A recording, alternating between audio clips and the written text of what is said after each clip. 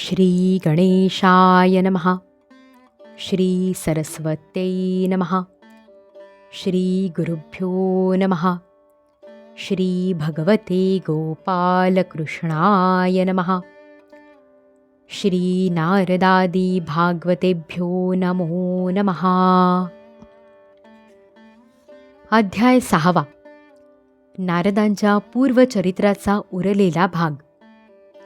सूत म्हणाले, देवर्षी नारदांची जन्म आणि साधनेची कथा ऐकून सत्यवती पुत्र भगवान श्री व्यासांनी पुन्हा त्यांना प्रश्न केला. व्यास म्हणाले, आपल्याला ज्ञानोपदेश करणारे महात्मे जेव्हा दुसरीकडे गेले तेव्हा आपण काय केले?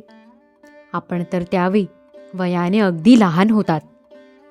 हे ब्रह्मपुत्रा, त्यानंतर आपले उर्वरित आयुष्य कसे व्यतीत झाले आणि मृत्यूसमयी आपण कोणत्या रीतीने आपल्या शरीराचा त्याग केला? देवर्षी, काळ तर सर्व वस्तूंना नष्ट करतो. असे असता काळाने आपली पूर्वकल्पातील स्मृती कशी नाहीशी केली नाही? नारद म्हणाले, मला ज्ञानोपदेश करणारे महात्मे निघून गेले त्यावेळी मी लहान होतो, तरी मी माझे जीवन असे व्यतीत केले. मी आईचा एकुलता एक पुत्र होतो. माझी आई एकतर स्त्री, त्यात अज्ञानी आणि शिवाय दासी होती. मला सुद्धा तिच्याशिवाय दुसरा आश्रय नव्हता.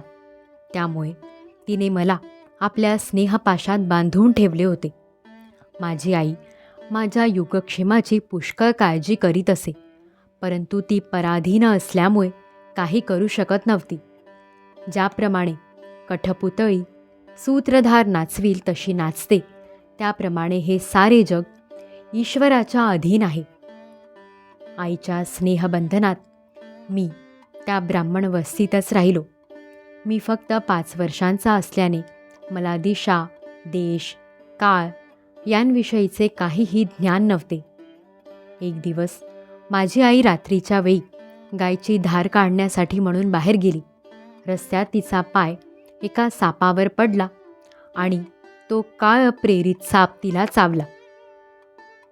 भक्तांचे कल्याण इच्छणाऱ्या भगवंतांचीच ही कृपा आहे असे समजून मी उत्तर दिशेकडे निघालो. त्या मार्गात मला धनधान्य संपन्न असे अनेक देश, नगरे, गावे, भटक्या जमातींच्या फिरत्या वस्त्या, खेडी, नद्या, पर्वतांच्या रांगा, बागा, उपवने आणि रंगीबेरंगी धातूंनी युक्त असे विचित्र पर्वत लागले.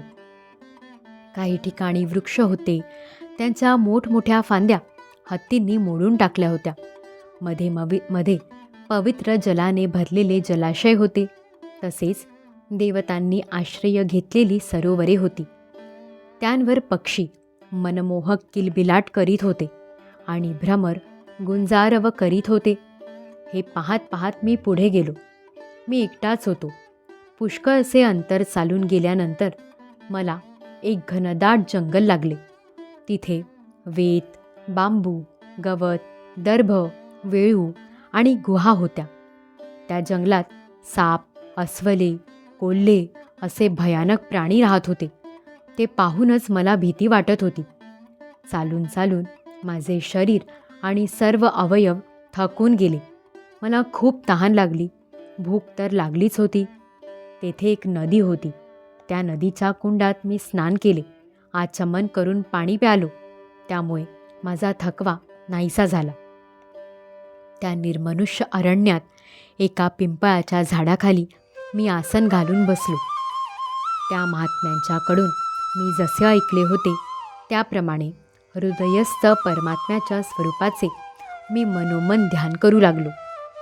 भक्तिभावपूर्वक भगवंतांच्या चरणकमलांचे ध्यान करू लागताच भगवत प्राप्तीच्या उत्कट इच्छेने माझ्या डोळ्यांतून अश्रुधारा वाहू लागल्या आणि हृदयात हळूहळू भगवंत प्रगट झाले.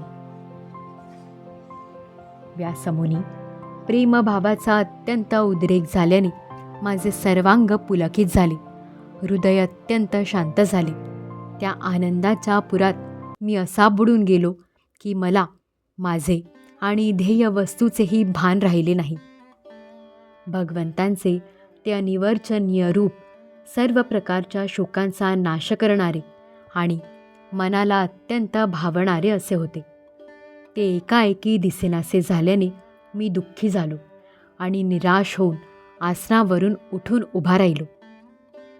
मला पुन्हा त्या स्वरूपाच्या दर्शनाची इच्छा होती, परंतु मन हृदयात स्थिर करून पुन्हा पुन्हा प्रयत्न करूनही मी ते स्वरूप पाहू शकलो नाही. मी अतृप्त असल्याने व्याकुळ झाल्यासारखा झालो होतो. अशा प्रकारे निर्जनवनात मला प्रयत्न करताना पाहून वाणीला विषय न होणारे स्वतः भगवंत धीर गंभीर आणि मधुर वाणीने माझा शोक नाहीसा करीत मला म्हणाले, खेदाची गोष्ट म्हणजे तू या जन्मात माझे दर्शन करू शकणार नाहीस. ज्यांच्या वासना पूर्णतया नाहीशा झाल्या नाहीत त्या अपरिपक्व योगी लोकांना माझे दर्शन अत्यंत दुर्लभ आहे. हे निष्पाप बालका, तुझ्या हृदयात मला प्राप्त करण्याची जिज्ञासा जागृत करण्यासाठी म्हणूनच मी तुला एक वेळ माझ्या रूपाची झलक दाखविली. मला प्राप्त करण्याची आकांक्षा असलेले साधक आपल्या हृदयातील सर्व वासनांचा हळूहळू त्याग करतात. संतांच्या अल्पकाळ केलेल्या सेवेमुळेही तुझी चित्तवृत्ती माझ्यामध्ये स्थिर झाली. तू आता या मलिन शरीराला सोडून माझा पार्षद होशील. मला प्राप्त करण्याचा तुझा हा दृढ निश्चय कदापि ढळणार नाही. सृष्टीचा प्रलय झाल्यानंतरही माझ्या कृपेने तुझी स्मृती टिकून राहील. आकाशासारखा अव्यक्त असणारा सर्व शक्तिमान महान परमात्मा इतके बोलून स्तब्ध झाला. त्याच्या या कृपेचा अनुभव घेऊन मी त्या सर्व श्रेष्ठ अशा भगवंतांना मस्तक लववून नमस्कार केला. त्यावेळेपासून मी लज्जा संकोच सोडून भगवंतांच्या अत्यंत रहस्यमय अशा मंगलनामाचे कीर्तन करीत त्यांच्या चरित्राचे स्मरण करू लागलो. इच्छा आकांक्षा आणि मदमत्सर माझ्या हृदयातून अगोदरच नाहीसे झाले होते. आता मी आनंदाने मृत्यूची प्रतीक्षा करीत पृथ्वीवर भ्रमण करू लागलो. अशा प्रकारे भगवंतांच्या कृपेने माझे हृदय शुद्ध झाले, आसक्ती नाहीशी झाली आणि मी श्रीकृष्णपरायण झालो. आकाशात एकाएकी वीज चमकावी त्याप्रमाणे योग्य समयी मला मृत्यू आला. माझी प्रारब्ध कर्मे संपल्यानंतर मला शुद्ध भगवद पार्षद शरीर प्राप्त होण्याची वेळ आली, तेव्हा माझे पंचमहाभूतांनी बनलेले शरीर पडले. कल्पाच्या अंती जेव्हा भगवान नारायणांनी प्रलयकालीन समुद्रात शयन करण्याचे ठरविले, त्यावेळी ब्रह्मदेव त्यांच्या हृदयात शयन करण्याच्या इच्छेने ही सारी सृष्टी स्वतःमध्ये विलीन करून प्रवेश करू लागले. तेव्हा त्यांच्या श्वासाबरोबर मीही त्यांच्या हृदयात प्रवेश केला.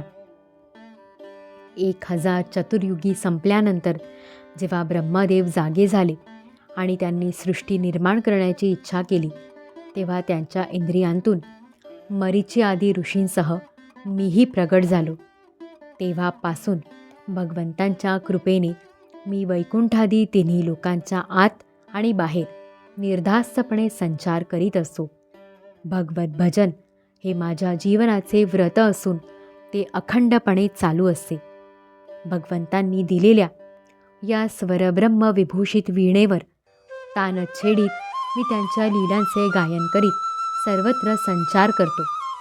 ज्यांच्या चरणकमलातून सर्व तीर्थांचा उगम होतो आणि ज्यांचे यशोगान करणे मला अत्यंत प्रिय आहे, ते भगवंत मी जेव्हा त्यांच्या लीलांचे गायन करू लागतो, तेव्हा बोलावल्याप्रमाणे लगेच माझ्या हृदयात येऊन मला दर्शन देतात.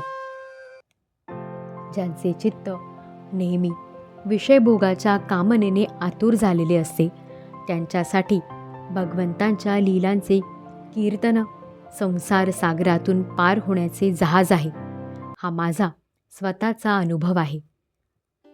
काम आणि लोभाच्या तडाख्याने वारंवार विदीर्ण झालेले हृदय श्रीकृष्ण सेवेने जसे प्रत्यक्ष शांतीचा अनुभव करते, तशी यमनियम आदी योगमार्गांनी शांती प्राप्त होत नाही. हे व्यासमुनी, आपण निष्पाप आहात. आपण मला जे विचारले होते ते सर्व माझ्या जन्म आणि साधनेचे रहस्य आणि आपल्या संतोष प्राप्तीचा उपाय मी सांगितला. सूत म्हणाले, देवर्षी नारदांनी व्यासांना अशा प्रकारे सांगितले आणि त्यांची अनुमती घेऊन वीणा वाजवीत स्वच्छंदाने विचरण करण्यासाठी ते निघून गेले. अहो, हे देवर्षी नारद धन्य आहेत, कारण शांगपाणी भगवंतांची कीर्ती आपल्या वीणेवर गाऊन ते स्वतः आनंदमग्न तर होतातच, पण त्याचबरोबर त्रितापांनी पोहलेल्या या जगालाही आनंदित करतात. अध्याय 6 समाप्त. श्री सद्गुरु चरणारविंदार्पितमस्तु.